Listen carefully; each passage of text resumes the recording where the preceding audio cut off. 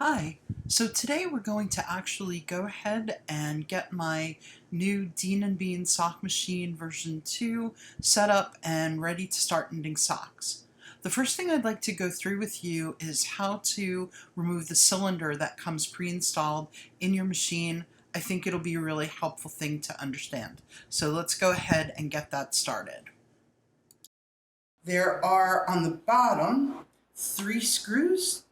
I have my provided Dean & Bean sock machine screwdriver.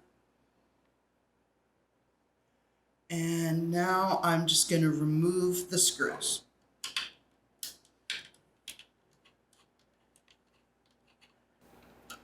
I assume this is how at least I assume this is how I do this. Yeah.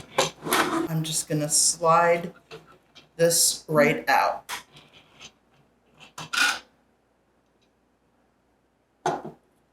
Before I put the cam back in, the cylinder back into the machine, I just wanted to show you the process of marking the cylinders. You do this so that as you are knitting with the machine, you can tell by looking at the top of the cylinder where you are in each round. The machine, as I mentioned in my unpacking video, the machine comes with one of the fins marked. That is your main mark. It's already marked in black. And what happens is that the machine has a magnetic counter it uses to count the beginning of each row, and that happens at that particular fin. There's a PDF chart on the website. You're going to use that as the guide for marking your cylinder. It indicates where the halfway mark goes, where your target marks are going to go, and where marks should go for a wedge heel if you're going to be knitting your heel into the sock on the machine. So here is my cylinder ready to go. I have purchased some paint pens that I'm going to use to mark this. These are oil-based, designed to be used on plastic. You want to use something that can't be easily smeared or rubbed off. I have no interest in this particular brand. They were just ones that I found readily accessible. Some people will use nail polish to mark their cylinders. Either way, whatever you find works best for you. This is a 60 needle cylinder, so I'm just going to consult here where I want to go. So from the main mark, I want to count 10 needles and then put a mark for my target mark. 8, 9, 10. And I'm gonna just use the paint and paint right there. The next mark also is 10 needles over, so I'm gonna go 1, 2, 3, 4, 5, 6, 7, 8, 9, 10. Here we go. Mark that. So now with a different color pen, I'm going to mark the halfway mark. So 1, 2, 3, 4, 5, 6, 7, 8, 9, 10. That'll be here. I'm going to mark that in purple.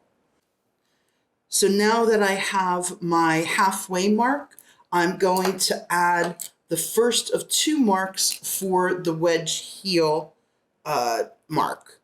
That is going to be 5 away from the mid mark. Goes here. And then I'm going to put my next target mark 5 needles away from that. And then I'm going to go 10 needles. 9, 10. And now I have my 4 green target marks. And then I'm going to go 5 needle spaces. 1, 2, 3, 4. 1, 2, 3, 4, 5. Put the second wedge heel. And if I've done this correctly, I will have 5 needle spaces left to get back to the main mark. 1, 2, 3, 4, 5. So I did it right. Now that my cylinder is all marked, we're going to put it back in the machine. Okay, so now that we've marked the cylinder, I'm going to reassemble the machine. There's one important tip to let you know. On the bottom plate, you will notice that one of the 3 bolt holes has an X next to it.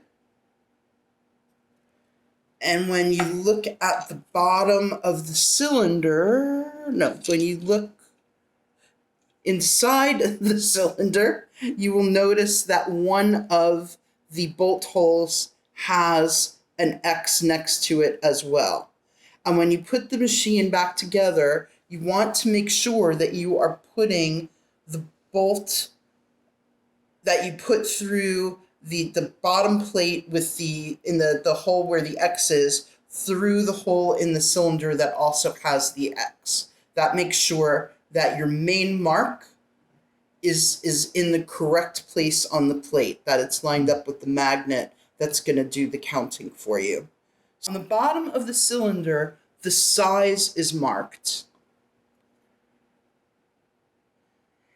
And at least on this cylinder, that is the bolt hole that has the X. There we go.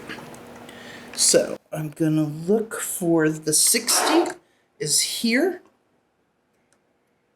I'm going to take my bottom plate.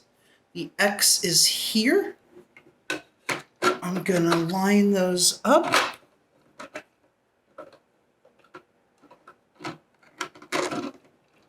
As best I can. I'm not going to tighten this all the way. I'm just going to kind of tighten it enough so that it'll hold it. But I'm going to put all 3 screws in and then tighten them all up a bit more firmly. I'm just going to go back and give these a little extra tighten. Don't over tighten anything. You never want to over tighten screws, but especially given the plastic nature of this machine, you want to just tighten enough so that they are firm without making them too tight. Okay, so now we have our marked cam back on. I'm going to, marked cylinder is back on. And there you go. That's what it's going to look like. Okay, so we are now ready to attach the machine to the table. And what I'm doing is I'm going to line the machine up. I'm right-handed, so I want my crank on the right side of the table. If you're left-handed, you might want it the other way. I'm going to just get the machine right to the edge, and then I'm going to take each of the 3 clamps, and I'm just going to put them in. I need to move that a little. The first one I'm going to put right here. There are 2 that go in the front of the machine. One here. And one on the other side. Make sure the clamp is flat against the surface of the machine in the front, and also against the edge of your table, so that you've got a proper clamping. Now, with just those 2 clamps, it's pretty stable. But what Dean & Bean does is sends a 3rd clamp, and that's going to go on the side. I think they refer to it as the back, but to me it's really more the side. Just to give it a 3rd point of stability here. So, and again, I would caution you against over tightening the clamps. This is an area where a couple of people have reported some issues with breakage. Some people have actually replaced the plastic clamps with metal clamps that you can get on Amazon. But for now, I'm just going to attach the plastic clamps. The machine is very stable now on my table, and now I'm going to go get the dowel and yarn mast and light, and we'll attach those next. And here you can see the 2 clamps attached in the front of the machine.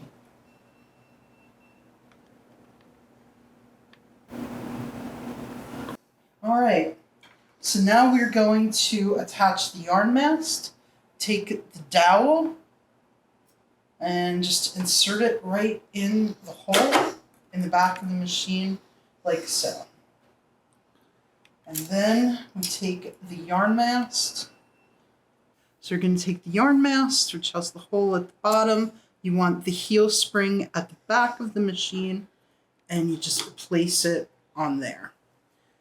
Now the last step with this is the ring light. I received my Dean & Bean version 2 machine in late July 2022. The ring light that it came with is actually rechargeable. In the directions it says you're going to get one that uses 3 AA batteries, but mine is rechargeable. So I didn't realize that. It's not charged, so I'm going to have to do that and show you next time. But what you'll see when you open it is the light part is here. This plain circle is the top. There is a cutout area there. Underneath the sock machine, there's a matching area, and you just slide it in, and it goes like this. If you come to the side, maybe you can see how it's got a bit of a lip, and you just want to put the lip of the light resting right in there so that it's all pretty sturdy. And the light will be right over the cylinder for the sock machine. One of the things you're going to want to do before you start using the machine is make sure that you have applied lubricant to the cam. The cam is actually inside. I keep calling the cylinder the cam. This is the cylinder. The cam is in here. Dean & Bean recommends 2 different types of lubricants be used. Ceramic grease and which is here. This is, again, not a brand I specifically recommend, but just something I found on Amazon. And then you also want dry lube with PTFE. And again, just what I was able to get readily.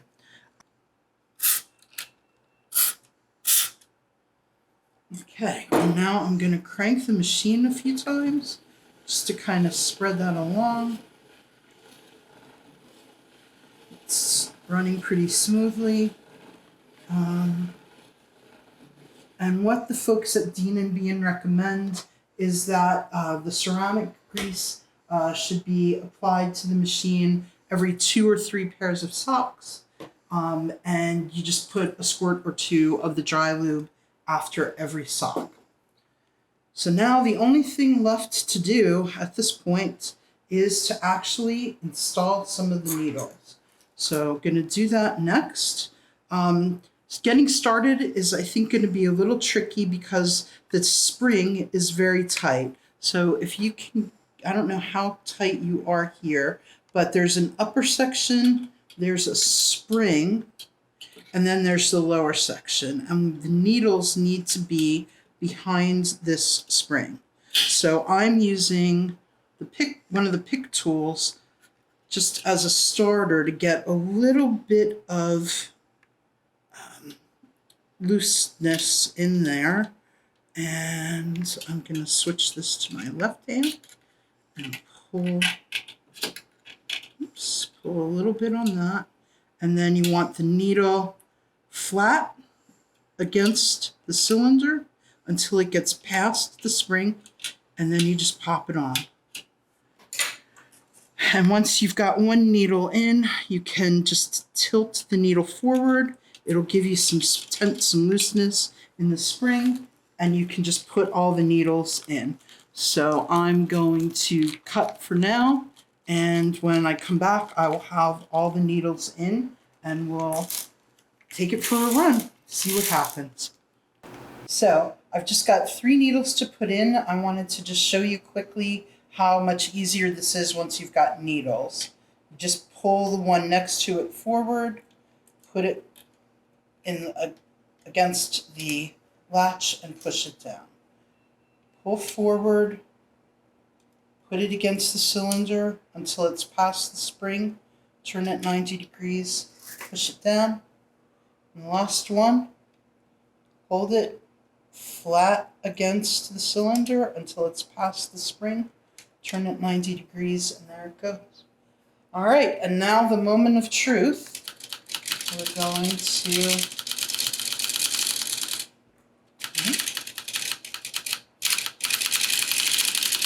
it's turning pretty smoothly. The cam seems to be working correctly. The needles are going up the cam, down the cam, and back up. The latches appear to be in the proper place.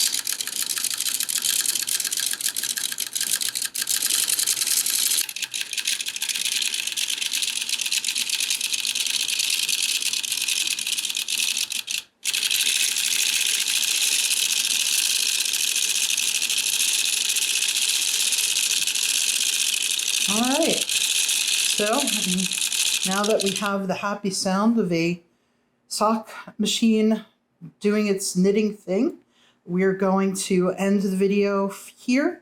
And when we come back for the next video, I will wind some yarn onto a cone, we'll thread the machine up, and we will see if we can't actually knit a tube to make a sock.